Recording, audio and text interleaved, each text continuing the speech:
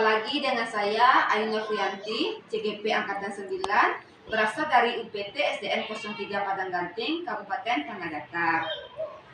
Pada kesempatan kali ini saya tidak sendirian, tetapi saya ditemani oleh Ibu Maidia Agnela SPD.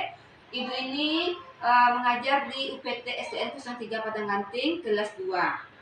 Assalamualaikum Bu Nela. Waalaikumsalam Bu Ayu. Bagaimana kabarnya hari ini?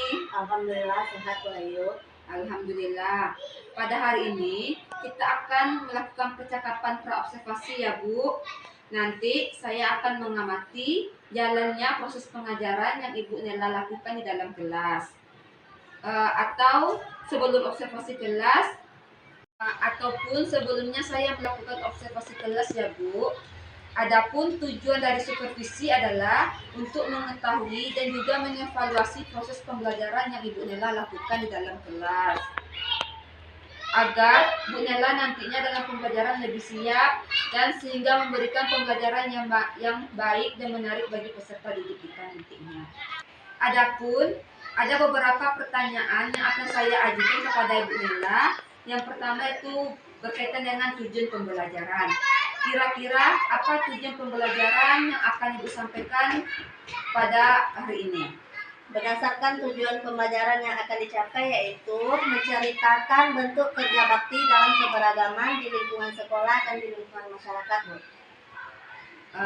Baik Bu Nela, itu tujuan pembelajaran yang akan Ibu capai yaitu tentang menceritakan bentuk kerja bakti dalam lingkungan sekolah dan masyarakat.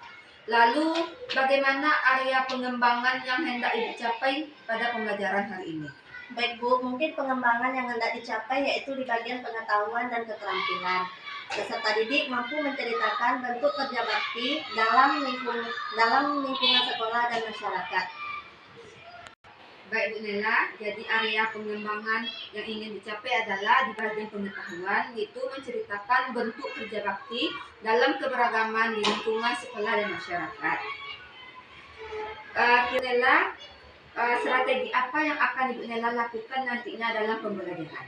Baik Bu Ayu, untuk strategi yang digunakan, saya menggunakan strategi individual learning. Kalau metodenya, saya menggunakan metode mandiri dan memberikan penugasan. Baik Bu Nela, jadi strategi yang Ibu gunakan adalah individual learning dan metode digunakan adalah mandiri. Lalu bagaimana media pembelajaran yang Ibu gunakan di dalam kelas? Mungkin media yang akan digunakan adalah saya akan menggunakan LKPD. Kira-kira kapan Ibu Nela akan melakukan pembelajaran tersebut, hari apa dan jam berapa? Kebetulan materi pembelajaran itu akan saya sampaikan pada hari ini ya Bu, yaitu jam ke-5 dan 6 setelah jam istirahat. Oh, jadi hari ini ya Bu, ya. Yaitu pada jam 5 dan jam 6. Baik Bu, nanti setelah istirahat saya akan datang ke kelas Ibu dan saya akan mengadakan supervisi kelas dan saya akan melihat dan mencatat apa saja yang terjadi di dalam kelas ya Bu. Baik Bu. 3. Nanti setelah Ibu Nela melakukan kegiatan observasi dengan menyampaikan tujuan pembelajaran dalam kelas, kita akan mengadakan percakapan setelah observasi ya Bu, yang disebut dengan percakapan pasca observasi, yang nantinya akan dibantu oleh Bapak Pratik Baik, yaitu Bapak Suherman ya Bu. Baik Bu. Sebelum kita akhiri, kira-kira apa yang Ibu Nela dapatkan dari percakapan kita pada hari ini? Setelah melakukan percakapan ini, saya mendapatkan gambaran tentang media apa yang akan saya gunakan nantinya Bu. Kemudian metode apa yang akan saya gunakan, dan saya akan mempersiapkan penampilan yang baik. Mungkin itu gambaran yang saya dapatkan dari percakapan kali ini Bu. Baik Bu. Terima kasih atas waktunya ya Bu Nela. Ibu Nela sudah bersedia berbincang-bincang dengan saya dan sampai bertemu nanti siang ya Bu pada observasi di kelas. Demikian percakapan kita pada hari ini. Sampai bertemu di observasi kelas dan percakapan pasca observasi selanjutnya. Saya akhiri dengan Assalamualaikum warahmatullahi wabarakatuh. Terima kasih Bu Nela. Sama-sama Bu Ayu. Assalamualaikum warahmatullahi wabarakatuh. Waalaikumsalam warahmatullahi wabarakatuh.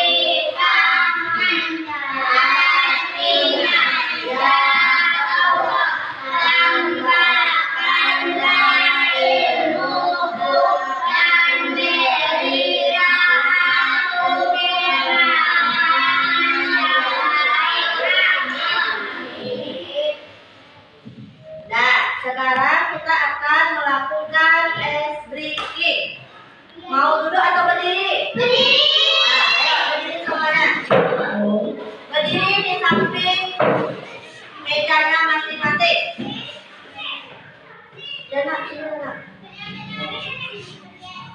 Nah, kita mulai ya. Tepuk 1, tepuk 2, tepuk 3, tepuk 4, tepuk 5. Nah, tepuk tangan semuanya.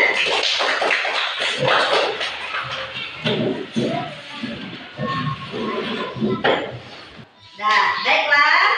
Pembelajaran kita sebelumnya yaitu tentang aturan yang ada di rumah, di sekolah, dan aturan yang ada di lingkungan masyarakat. Sekarang masuklah kita pada materi kerja bakti.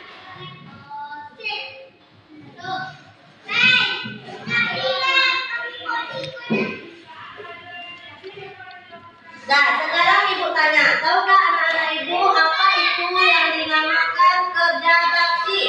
Siapa yang tahu apa itu kerja bakti? Apa Alisa? Ah, bisa. Lanjut, siapa lagi kerja bakti?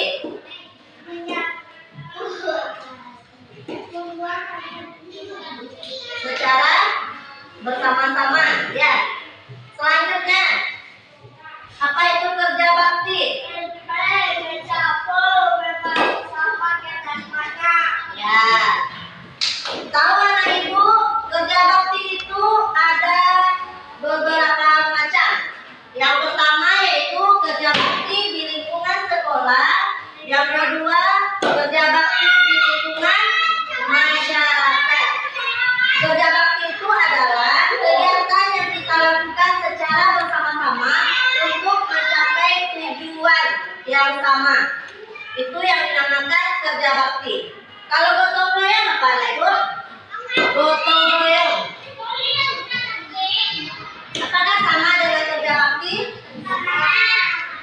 Gotong royong dilakukan secara bersama-sama.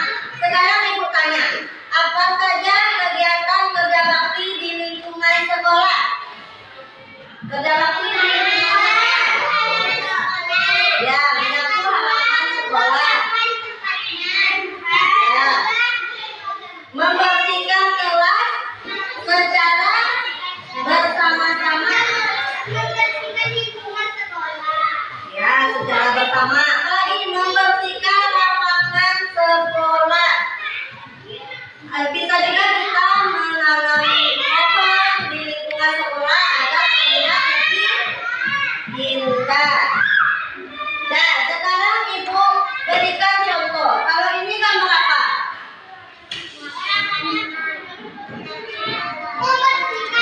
Ini merupakan kerja bakti di lingkungan sekolah. Terlihat kan? Beberapa anak membersihkan lingkungan sekolahnya. Jadi kerja bakti itu dilakukan secara bersama-sama. Itulah yang dinamakan kerja bakti. Apabila kita melakukan kerja hanya satu orang, apakah itu yang dinamakan kerja bakti? Nah? Tidak. Jadi kerja bakti itu dilakukan secara bersama-sama. Selanjutnya, ini gambar apa?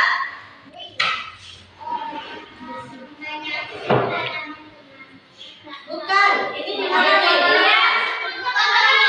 Ya, ini kerja bakti di lingkungan masyarakat. Terlihat beberapa orang warga bekerja sama untuk membersihkan lingkungan sekitarnya.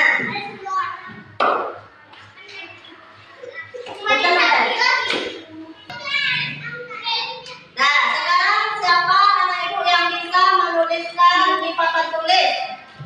Nah, ayo Alisa. Kerja bakti. Bikin panjang-panjang ya, kerja bakti di lingkungan.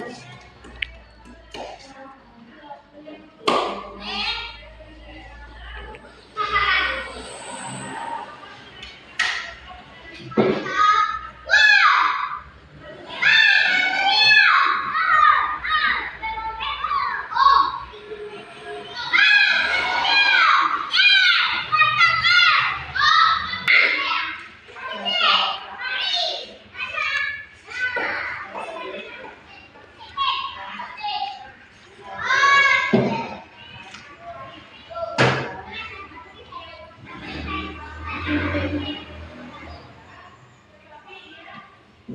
betul, bergotong royong bersama masyarakat. Yang kedua, gambar yang kedua, Hasan. Udah, bisa.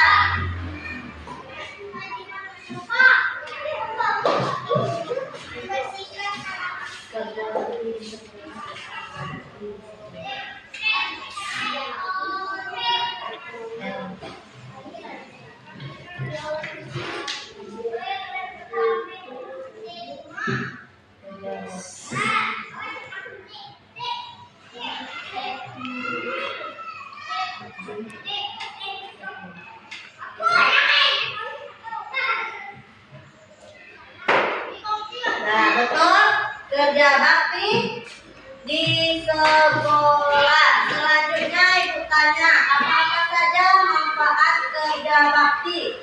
Kalau kita kerja bakti, apa-apa saja yang kita rasakan manfaatnya? Siapa yang tahu manfaat kerja bakti? Kerja bakti yang kita lakukan itu, apabila kita lakukan secara bersama-sama, maka pekerjaan akan terasa cepat, selesai, dan ringan. Manfaat kerja bakti selanjutnya yaitu menjaga kebersihan lingkungan. Yang kedua, meringankan pekerjaan yang dilakukan. Yang ketiga, menumbuhkan sikap kekeluargaan. Dan yang terakhir, mengajarkan sikap bekerja sama kepada kita semua. Selanjutnya, ibu akan memberikan beberapa LKPD yang akan dikerjakan secara mandiri.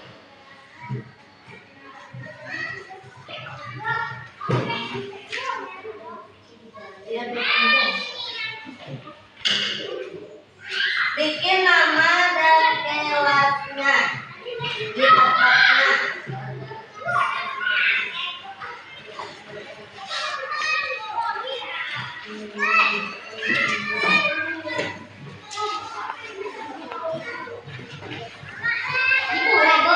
Ya,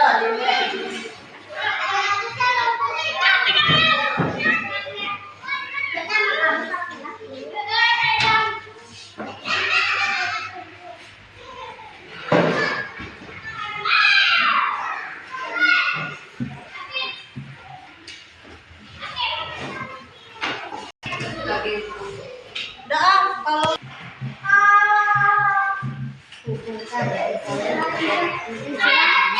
ya dijodohkan. Kalau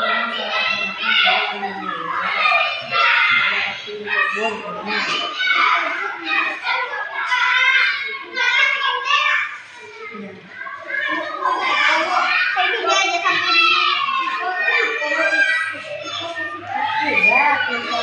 bakti di jalan memang seperti di jalan.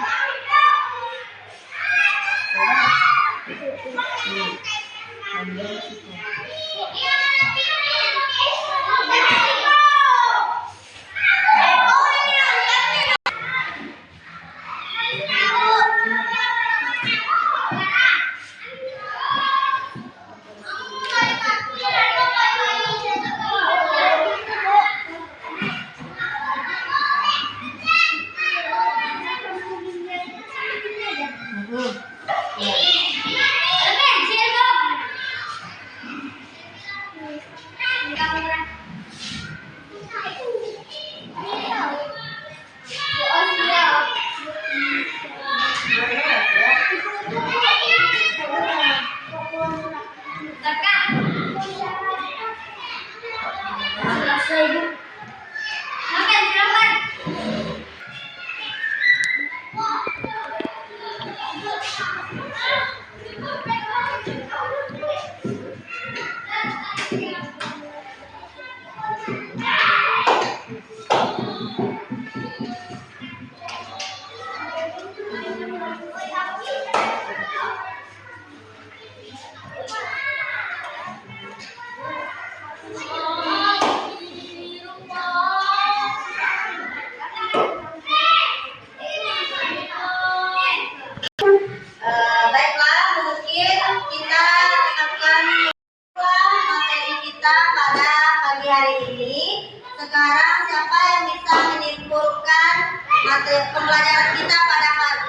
hari ini? Siapa yang bisa? Alisa, apa? Kerja bakti dilakukan. Ya, setelah itu apa lagi? Apa saja kerja bakti di lingkungan sekolah?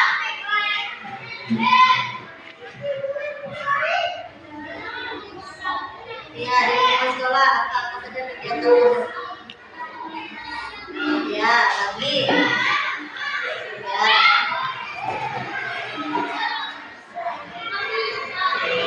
Nah, satu orang lagi, Alisa, Nadira, apa kegiatan kerja bakti di lingkungan masyarakat? Di masyarakat membersihkan jalanan, membersihkan selokan.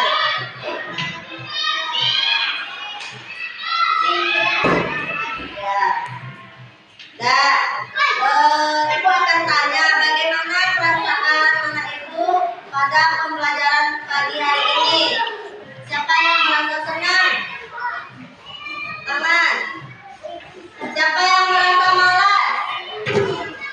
Ada dua orang yang merasa malas. Apa sebabnya malas?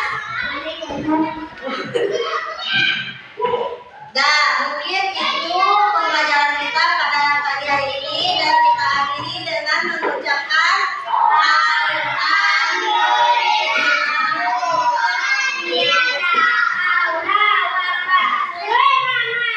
Assalamualaikum warahmatullahi wabarakatuh. Waalaikumsalam warahmatullahi wabarakatuh. Bertemu kembali lagi dengan saya Ayuna Priyanti, CGP Angkatan 9 dari UPT SDN 03 Padanganting, Kabupaten Tanah Datar. Pada percakapan pasca observasi, saya masih ditemani oleh Ibu Medi Agnella SPD yang sudah saya lakukan observasi pada hari ini. Selain itu, saya juga ditemani oleh Bapak Praktik Baik, yaitu Bapak Suherman SPD, yang merupakan Bapak PP CGP Angkatan ke-9. Pada percakapan pasca observasi ini, saya akan memberikan pertanyaan-pertanyaan kepada Ibu Nella terkait dengan jalannya observasi yang sudah Ibu jalankan tadi, yang bertujuan untuk mengetahui sejauh mana proses pembelajaran yang sudah Ibu Nella lakukan. Untuk pertanyaan pertama, bagaimana perasaan Ibu Nella terkait dengan kegiatan observasi kelas yang sudah Ibu lakukan? Mungkin karena belum terbiasa, Bu, awalnya saya agak sedikit tegang, dan lama-kelamaan saya sudah merasa santai, dan alhamdulillah sudah berjalan dengan baik. Ya, Bu, alhamdulillah sudah berjalan dengan baik ya, Bu. Bisa Ibu ceritakan kembali, Bu, area pengembangan apa yang sudah Ibu lakukan di dalam kelas, lalu hal-hal apa atau tahapan-tahapan apa yang sudah Ibu lakukan di dalam kelas? Kalau tahapan, mungkin saya akan menyediakan atau membuat media pembelajaran yang lebih menarik lagi ya, Bu, sehingga dapat meningkatkan motivasi anak dalam belajar. 3. Kalau dari area pengembangan, mungkin dari area pengetahuan ya, Bu.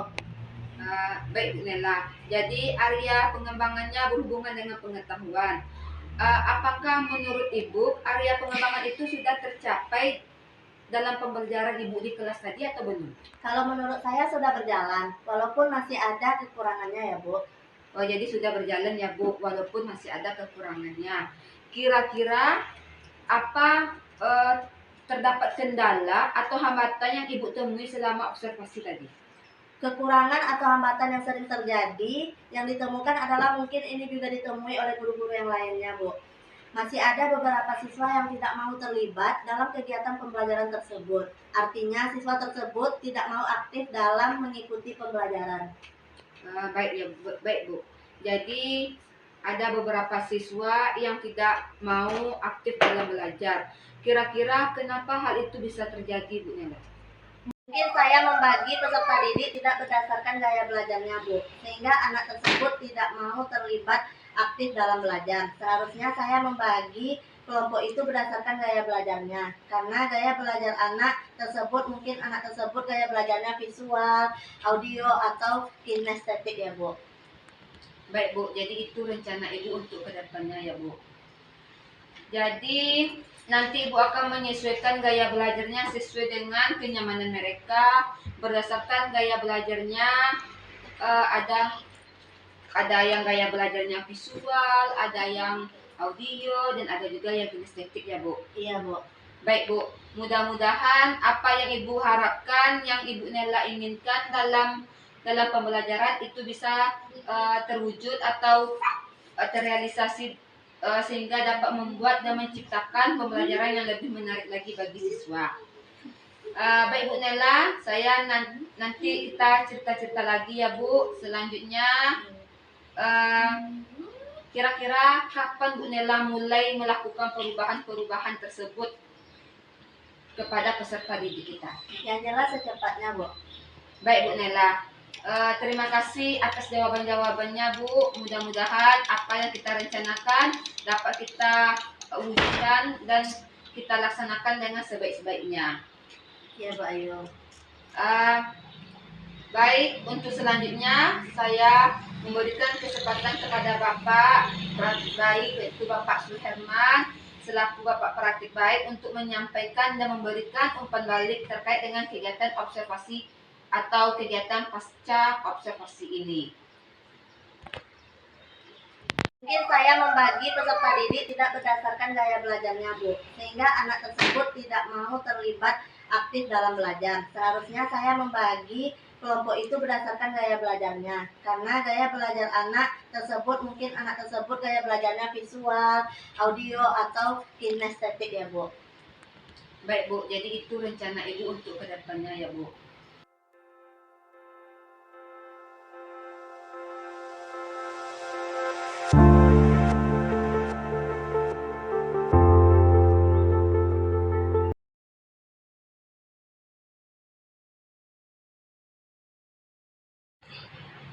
Baik Pak, terima kasih atas umpan baliknya terkait dengan kegiatan observasi akademik atau pasca observasi ini.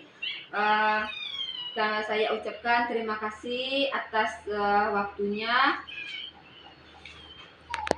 Saya akhiri dengan Assalamualaikum warahmatullahi wabarakatuh.